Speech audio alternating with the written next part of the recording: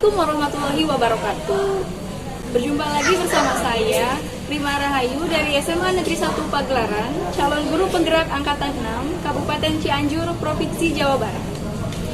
Tugas ini ditujukan untuk memenuhi koneksi antar materi paket modul 1.1 mengenai kesimpulan paket modul 1.1 dan kaitannya dengan paket modul 1.2 mengenai nilai dan peran guru penggerak dikaitkan dengan pemikiran Ki Hajar Dewantara.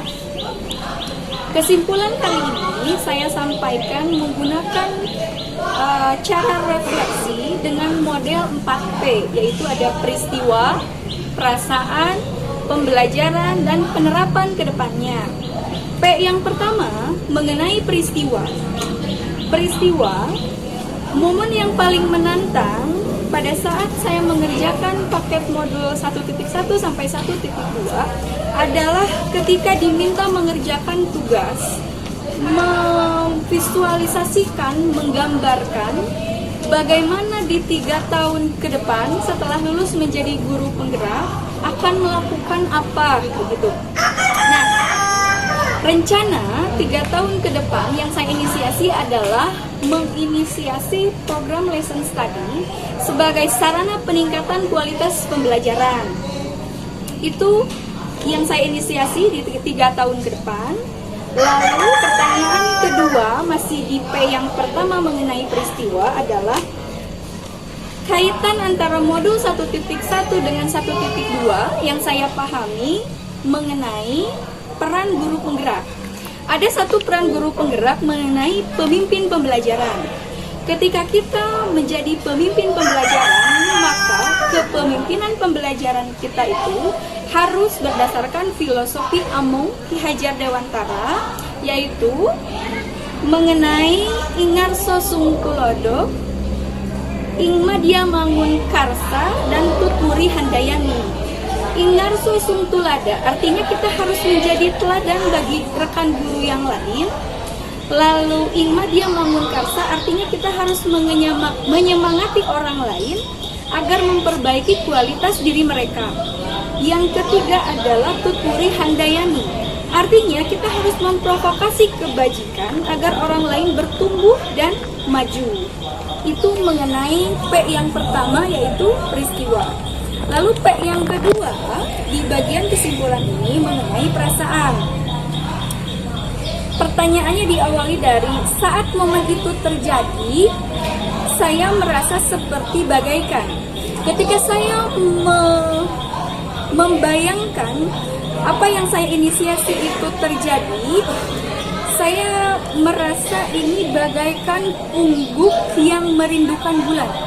Artinya, seperti menginginkan sesuatu yang sulit digapai. Kenapa demikian? Ketika saya menginisiasi sebuah program lesson study, itu program jelas akan melibatkan banyak pihak, lalu membutuhkan kewenangan pimpinan, lalu membutuhkan kedewasaan berpikir, kerendahan hati, menyadari kekurangan yang dimiliki. P yang ketiga, yaitu mengenai pembelajaran. Diawali dari sebuah pernyataan yang akan menggiring pada jawaban saya, yaitu sebelum momen itu terjadi, saya berpikir bahwa momen yang dimaksud adalah ketika saya menginisiasi program lesson study. Jadi sebelumnya saya berpikir bahwa kegiatan lesson study ini hanya akan dijadikan sebuah formalitas belaka, karena boleh jadi orang lain akan menganggap asal mengerjakan tugas saja, tidak membekas di hati mereka dan tidak menjadi bahan untuk memperbaiki kualitas pembelajaran.